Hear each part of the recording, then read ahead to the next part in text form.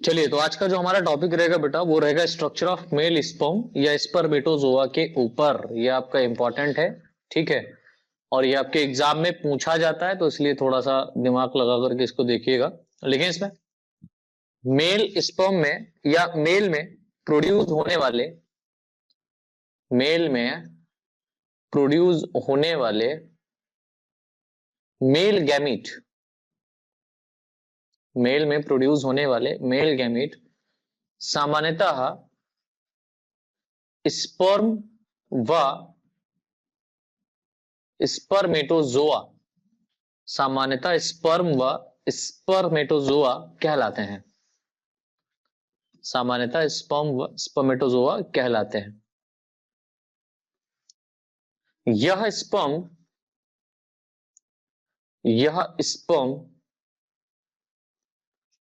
Special type के यह sperm special type के फंक्शन यानी इसके कार्य व स्पेशल टाइप के फंक्शन व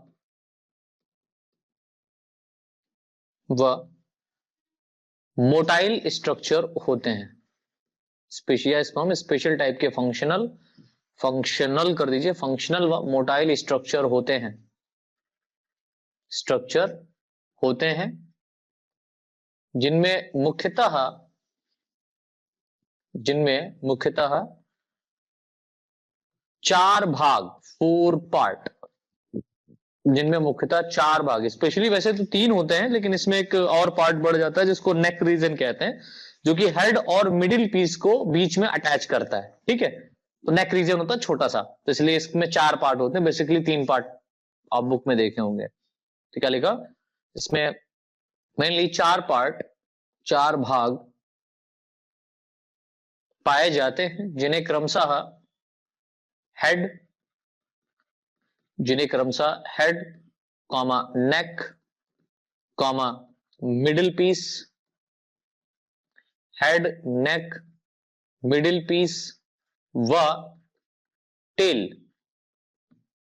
हेड, नेक, मिडिल पीस व टेल कहते हैं।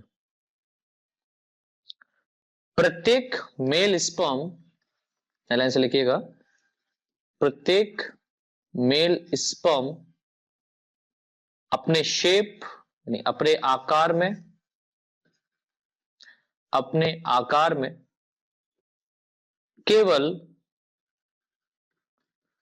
कुछ माइक्रोन लंबा होता है। अपने आकार में केवल कुछ माइक्रोन लंबा होता है। कुछ माइक्रोन लंबा होता है। तो इसमें सबसे पहले जो हम लोग देखेंगे, इसका पहला पार्ट जो है वो क्या कहलाता है? हेड। ठीक है, तो फर्स्ट पार्ट यहां पर हेडिंग डाल दीजिए, हेड।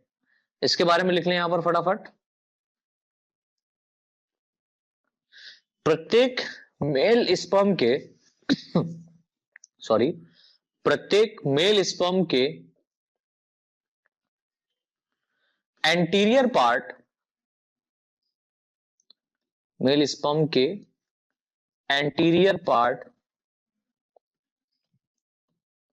हेड के फॉर्म में होता है। प्रत्येक मेल स्पर्म्स के एंटीरियर पार्ट हेड के फॉर्म में होता है, जिसके साथ एक्रोजोम के रूप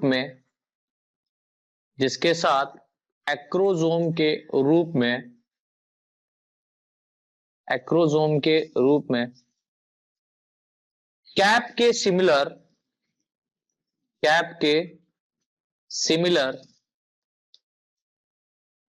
स्ट्रक्चर अरेंज रहता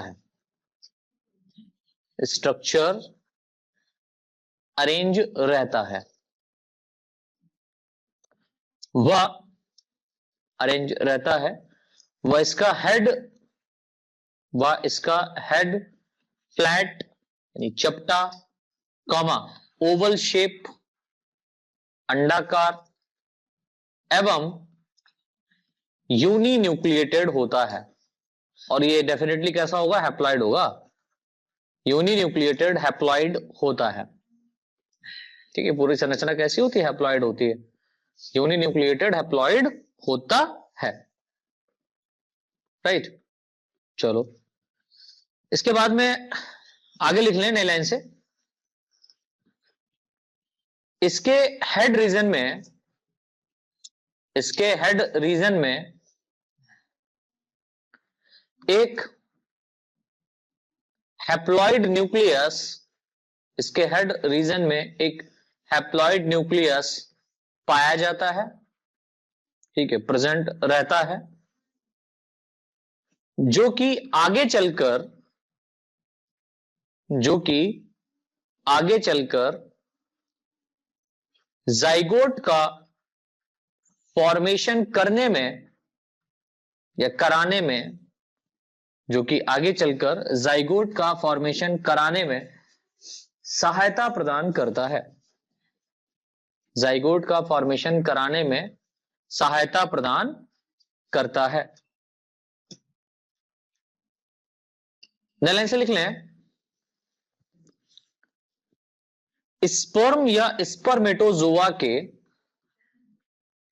स्पर्म या स्पर्मेटोजोआ के, स्पर्म या स्पर्मेटोजोआ के हेड पर, स्पर्म व स्पर्मेटोजोआ के हेड पर मेनी रिसेप्टर्स, बहुत सारे रिसेप्टर्स पाए जाते हैं। स्पर्म व स्पर्मेटोजोआ के हेड पर मेनी रिसेप्टर्स पाए जाते हैं, पाए जाते हैं, जिन्हें एंटी फर्टिलाइजिन कहते हैं, इन्हें एंटी फर्टिलाइजिन कहते हैं। अब आप देखेंगे जो एंटी फर्टिलाइजिन है इसका मेन फंक्शन क्या होता है। देखिए मान लो ये एक स्पर्म है, इसका हेड वाला रीजन है, इसका टेल वाला रीजन है, ठीक है, मैं बस क्लियर बना रहा हूं, ये हेड रीजन है, ये टेल रीजन है। तो इसके हेड रीजन पर बहुत सारे इस तरीके से कुछ रिसेप्टर पाए जाते हैं। मान लो ये रिसेप्टर लाइक स्ट्रक्चर है, और ये जो रिसेप्टर है, इस रिसेप्टर को हम लोग बोलते हैं एंटी फर्टिलाइजिन। इन रिसेप्टर का मेन फंक्शन होता है क्या, देखिए रिसेप्टर का मेन फंक्शन होता है लॉक एंड की तरह कार्य करना, मतलब ताला और चाबी की तरह काम करते हैं लोग। ये जो रिसेप्टर मान लो ये एक की है, ये क्या है, रिसेप्टर, एंटी फर्टिलाइजिन रिसेप्टर एक की है जो कि किसी ताले को खोलेगा। अब ताला क्या होगा इसका, डेफिनेटली जो एग पाया जा रहा है, जो एग फीमेल में डेवलप हो रहा है, इस एग के ऊपर भी रिसेप्टर पाए जाते हैं। ऐसा नहीं है कि इसके ऊपर रिसेप्टर नहीं पाए जाएंगे। और ये रिसेप्टर का बहुत बड़ा खेल होता है, केमिकल लोचा जब तक ना हो तब तक मजा नहीं आता है। बिना रिसेप्टर के ये स्पर्म इस एग से मिल नहीं पाएगा। क्यों, मान लो ये स्पर्म मेल का है, ठीक है, ये स्पर्म किसका है, मेल का, और ये एग फीमेल का है। अब ये स्पर्म किस स्पीसीज के मेल का है, मतलब यहां पर बात हो रही स्पीसीज की। अब यहां पर अगर सेम स्पीसीज है, कैसी स्पीसीज है, सेम स्पीसीज है, तब तो ये स्पर्म क्या करेगा, इस एग को फर्टिलाइज कर पाएगा। और अगर मान लो डिफरेंट स्पीसीज है, मान लो कैसी स्पीसीज है, डिफरेंट स्पीसीज है, तो ये स्पर्म इस एग को फ्यूज नहीं कर पाएगा। क्यों, क्योंकि यहां पर अब देखिए जितने भी मेल पाए जाते हैं सभी के अंदर, सभी के स्पर्म के ऊपर एंटी फर्टिलाइजिन पाया जाता है। अब एग के ऊपर भी यहां पर क्या पाया जाता है, रिसेप्टर पाया जाता है, और इसको हम लोग बोलते हैं फर्टिलाइजिन। इसके ऊपर भी क्या पाया जाता है, रिसेप्टर पाया जाता है, जिसको हम लोग बोलते हैं फर्टिलाइजिन। ये जो फर्टिलाइजिन है, ये फर्टिलाइजिन रिसेप्टर एंटी फर्टिलाइजिन को भापेगा। दैट मीन्स ये की जो है इस लॉक को ही क्या करेगी, खोल पाएगी। कौन सी की, जो एंटी फर्टिलाइजिन वाली है। अब यहां पर एक कंडीशन ये अप्लाई हो रही कि जो स्पर्म यहां पर आया है, या जो स्पर्म एग को फ्यूज करने जा रहा है, वो किसका है। अब मान लो ह्यूमन बींग्स की अगर हम लोग बात करते हैं, तो ह्यूमन बींग्स में यदि ह्यूमन मेल का स्पर्म जब फीमेल के बॉडी के अंदर, ह्यूमन फीमेल के बॉडी के अंदर जाएगा, ठीक है, एग से मिलेगा, तभी क्या होगा, फर्टिलाइजेशन होगा, तभी ये एंटी फर्टिलाइजिन या तभी ये की इस लॉक को खोल पाएगी। समझ पा रहे हैं। और अगर मान लो कि यहां पर कोई एक डॉग है, उसके स्पर्म को अगर यहां भेजा जा रहा है, ठीक है, किसके, फीमेल, और ये कौन, ह्यूमन फीमेल के अंदर, ह्यूमन फीमेल के एग के पास में अगर ये डॉग के स्पर्म को भेजा जा रहा है, तो आपको पता है डॉग एक अलग स्पीसीज है, ये एक अलग स्पीसीज है, ह्यूमन एक अलग स्पीसीज है। तो यहां पर स्पीसीज का बहुत बड़ा खेल है। अब इस डॉग का स्पर्म जब इसके पास में जाएगा तो ये वाली जो चाबी होगी, ये वाली जो की है यहां पर जो इसके ऊपर एंटी फर्टिलाइजिन पाए जा रहे हैं, वो इस ताले को खोल ही नहीं पाएगा। जैसे आप लोग जानते हैं कि एक ताले की एक ही चाबी होती है, उस चाबी से आप किसी दूसरे ताले को नहीं खोल पाएंगे। तो बिल्कुल वही हाल यहां पर भी है। जो स्पर्म है वो ह्यूमन का ही होना चाहिए। ह्यूमन स्पर्म ही क्या करेगा, ह्यूमन फीमेल के एग को क्या करता है, फर्टिलाइज कर सकता है। या डॉग का स्पर्म डॉग के ही पार्टनर में जाना चाहिए। ऐसा नहीं है कि वो ह्यूमन में चला जाए या लॉयन में चला जाए, कहीं चला जाए तो उसमें जाकर के वो फर्टिलाइजेशन नहीं करेगा। अब यदि मान लीजिए फर्टिलाइजेशन में भी हो भी जाता है, डिफरेंट स्पीसीज हैं, है ना, डिफरेंट स्पीसीज हैं, और डिफरेंट स्पीसीज के बीच में कॉपुलेशन होने के बाद में फर्टिलाइजेशन हो भी जाता है और होने वाला प्रोजेनी भी पैदा होता है। ऐसा नहीं प्रोजेनी नहीं पैदा होगा, प्रोजेनी पैदा होगा, लेकिन वो जो प्रोजेनी होगा वो फर्टिलाइजेशन के काबिल नहीं होगा। दैट मीन्स हम ये कह सकते हैं फर्टिलाइज्ड नहीं होगा, मतलब सॉरी, फर्टिलाइजेशन तो होगा लेकिन ये स्टेराइल होगा, स्टेराइल होगा, फर्टाइल नहीं होगा। यानी कि मान लो कि जो लॉयन होता है, लॉयन होता है और जो टाइगर होता है, ये दोनों क्या है, अलग अलग स्पीसीज है। यही तो रिप्रोडक्शन है। रिप्रोडक्शन का एक्सप्लेनेशन आप देना चाहें तो क्या देंगे? रिप्रोडक्शन मींस होता है कि रिप्रोडक्शन में जो कॉपुलेशन हो रहा है या जो यहां पर रिप्रोडक्शन के प्रोसेस में जो प्रोजेनी पैदा हो रहा है वो प्रोजेनी कैसा हो, फर्टाइल हो, ना कि स्टेराइल हो। अगर स्टेराइल प्रोजेनी पैदा हो रहा है तो डेफिनेटली दो स्पीसीज हैं।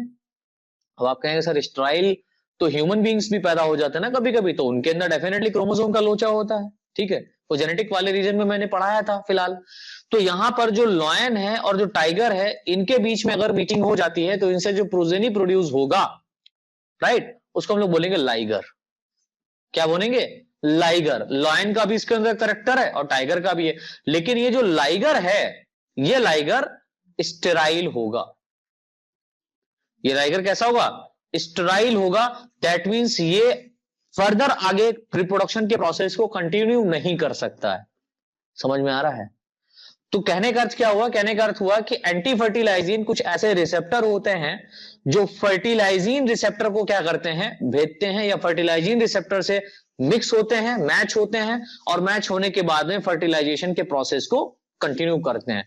तो एंटी फर्टिलाइजिन, यहां पर नाम ही समझ में आ रहा है, एंटी मतलब जो फर्टिलाइजिन यहां पर रिसेप्टर है उसको ये तोड़ेगा। फर्टिलाइजिन कहने का मतलब यहां फर्टिलाइजेशन से हो रहा है, तो फर्टिलाइजेशन को प्रोसेस को करने के लिए रिसेप्टर का मिलना बहुत आवश्यक है। अगर मान लो कि डॉग का स्पर्म यहां गया, फर्टिलाइजेशन नहीं होगा, तो ये जो एग है ना ह्यूमन का, ये कुछ एंजाइम सेक्रेट करेगा, कुछ एसिड निकालेगा, ठीक है, जैसे कि हेलोरोनिडेज, ठीक है, एसिड टाइप यहां पर कुछ निकालेगा, और वो एसिड क्या करेगा, इस डॉग के स्पर्म को डिस्ट्रॉय कर देगा, मार देगा, कि नहीं तुम हमारे बिरादर नहीं हो, तुम जाओ, तुम हमारी स्पीसीज नहीं हो। कहने का अर्थ ये है तुम हमारी स्पीसीज नहीं हो, तुम दूसरे स्पीसीज हो, तुम्हें हम फर्टिलाइजेशन नहीं करने देंगे। समझ में आ रहा है?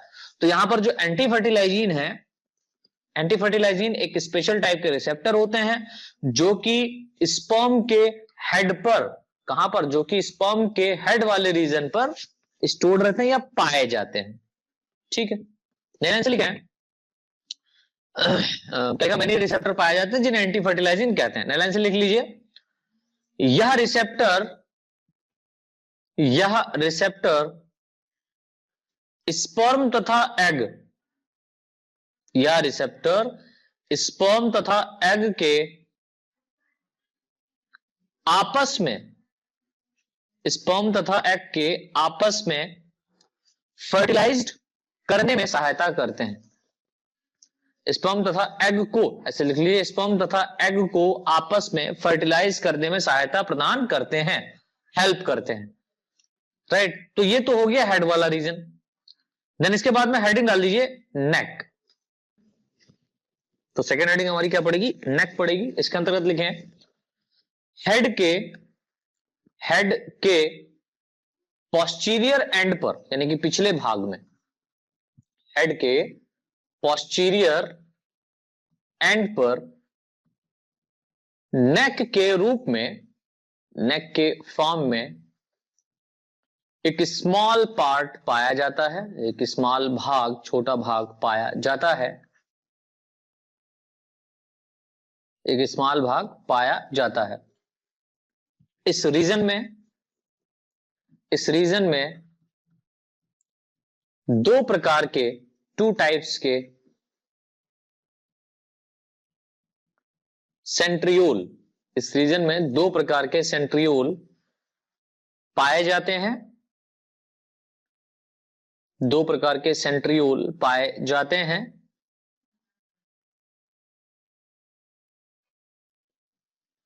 पाए जाते हैं जिसमें ऊपर की ओर, जिसमें ऊपर की ओर प्रॉक्सिमल सेंट्रियोल, जिसमें ऊपर की ओर प्रॉक्सिमल सेंट्रियोल तथा नीचे की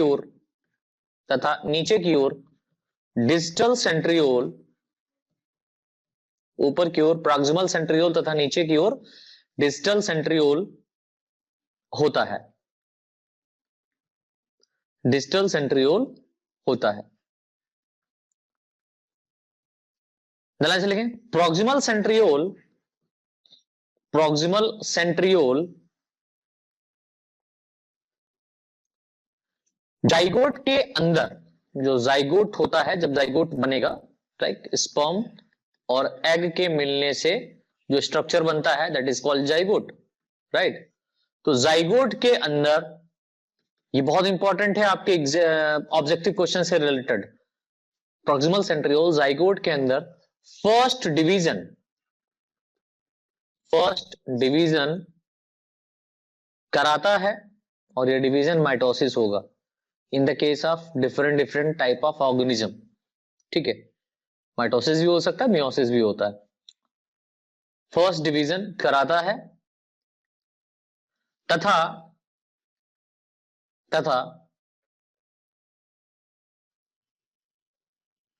डिस्टल सेंट्रियोल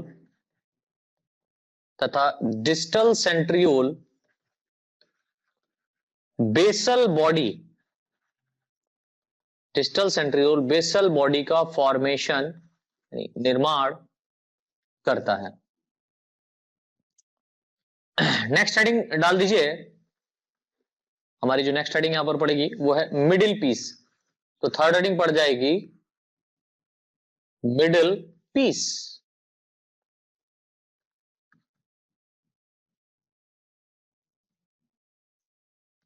लिखो इसमें, मिडिल पीस के अंतर्गत लिखें, नेक रीजन के पोस्टीरियर एंड पर, अब जो नेक के पीछे की ओर की हम लोग बात करेंगे, नेक रीजन के पोस्टीरियर एंड पर मिडिल पीस अरेंज रहता है, मिडिल पीस अरेंज रहता है, जो different mammals species,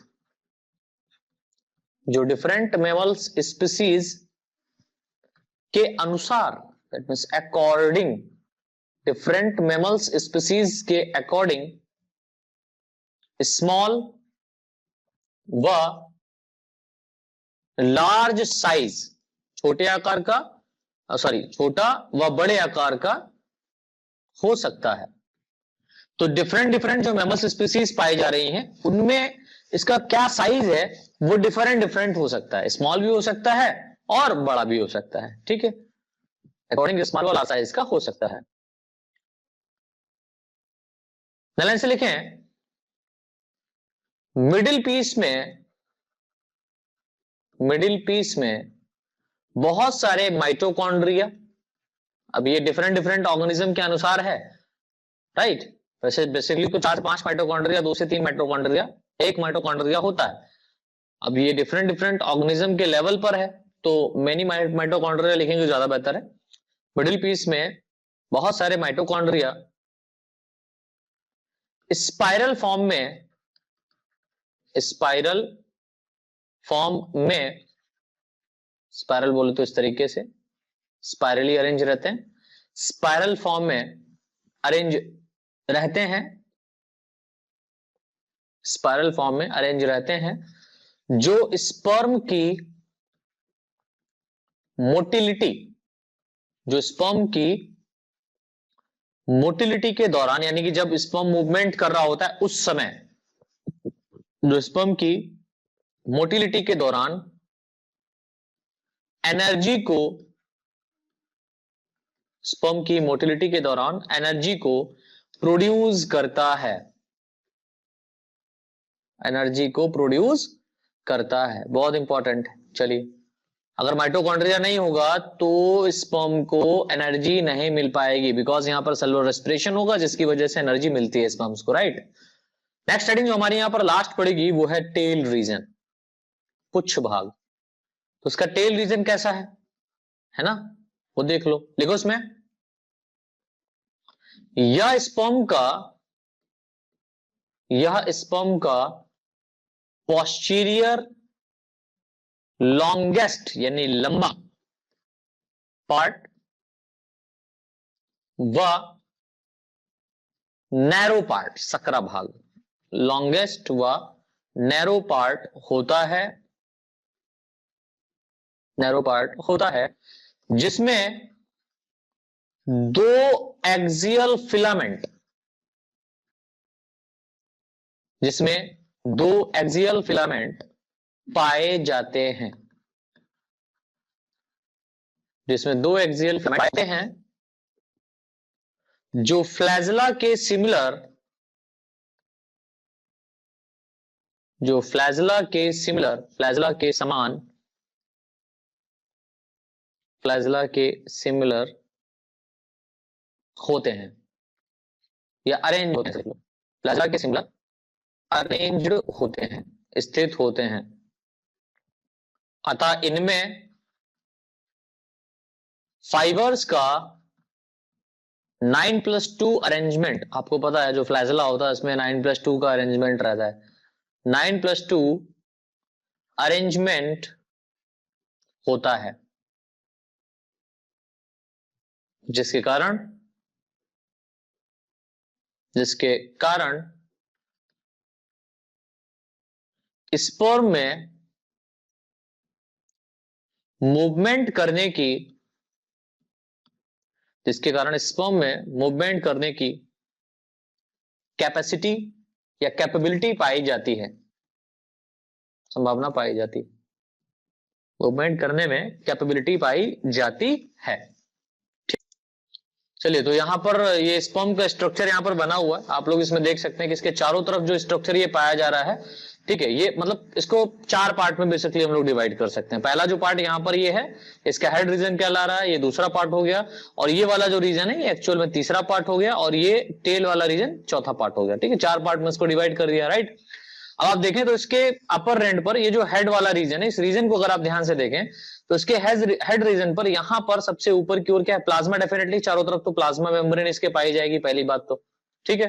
plasma membrane पाए जाने के बाद में इसका ये वाला जो रीजन है, ये वाला लॉन्गेस्ट और थोड़ा सा नैरो हो जाता है, मतलब थोड़ा सा सकरा हो जाता है और थोड़ा सा ब्रॉड हो जाता है, जिसको हम लोग न्यूक्लियस कहते हैं। और जो न्यूक्लियस है ये क्रोमोसोमल मटेरियल के साथ में कंटेन यहां पर किया गया है, nucleus with containing chromosomal materials, right.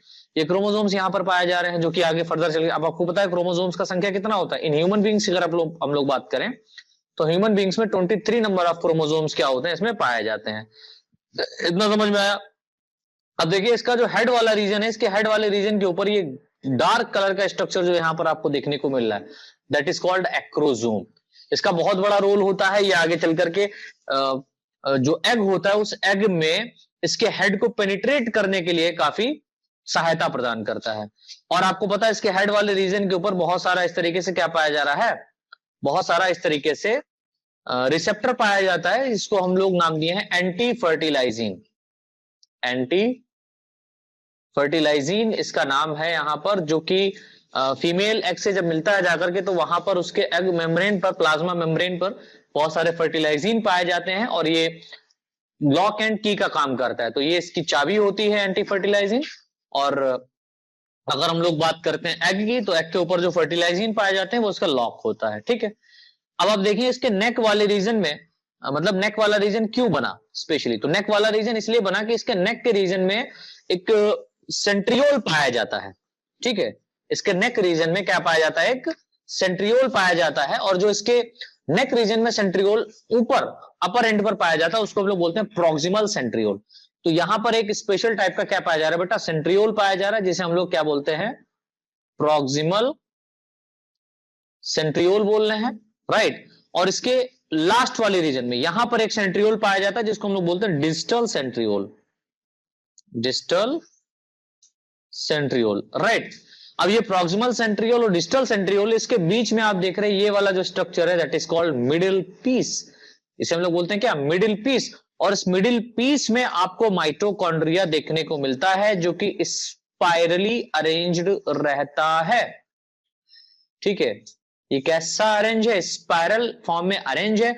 और आप देखिए जो टेल वाला रीजन है, ये वाला, ये अंदर की तरफ जो है ये वाला टेल है, एक्चुअल में इसके अंदर फाइबर्स पाए जा रहे हैं। और जो फाइबर यहाँ का अरेंजमेंट है वो कैसा है, 9+2 का अरेंजमेंट है, जिसके कारण ही ये मूवमेंट कर पाता है। तो इसका फाइबर जो आप देख रहे हैं, जो टेल है, ये टेल वाला रीजन, ये यहां पर प्रॉक्सिमल सेंट्रियोल से अटैच होकर के आता है नीचे की ओर, यहां से, ये वाला देखो, ये जो स्ट्रक्चर दिख रहा है ब्लैक कलर का अंदर स्ट्रक्चर है जो मैं हाईलाइट कर रहा हूं रेड कलर से, इसके प्रॉक्सिमल सेंट्रियोल से टेल वाला एक फाइबर मिडिल पीस में फाइबर अरेंज होकर के आता है, जो कि आगे चल करके किसका फॉर्मेशन कर देता है, टेल का फॉर्मेशन कर देता है। तो ये बच्चा क्या बना हुआ है, ये है स्ट्रक्चर ऑफ मेल स्पर्म। और स्पेशली अगर आप ध्यान दें तो ये मेल स्पर्म आपको ह्यूमन स्पर्म्स की तरह दिखाई दे रहा है। बेसिकली बहुत सारे जितने भी, मोस्ट ऑफ मैमल्स, अधिकतर मैमल्स में आपको इसी तरीके का स्पर्म देखने को मिलेगा, ठीक है। तो इस तरीके से बेटा ये हमारा स्पर्मेटोजेनेसिस का प्रोसेस कंप्लीट होता है, ठीक। अब इसके बाद में जो हमारा टॉपिक रहेगा वो रहेगा oogenesis के ऊपर, और oogenesis को हम लोग हिंदी में कहते हैं अंड जनन।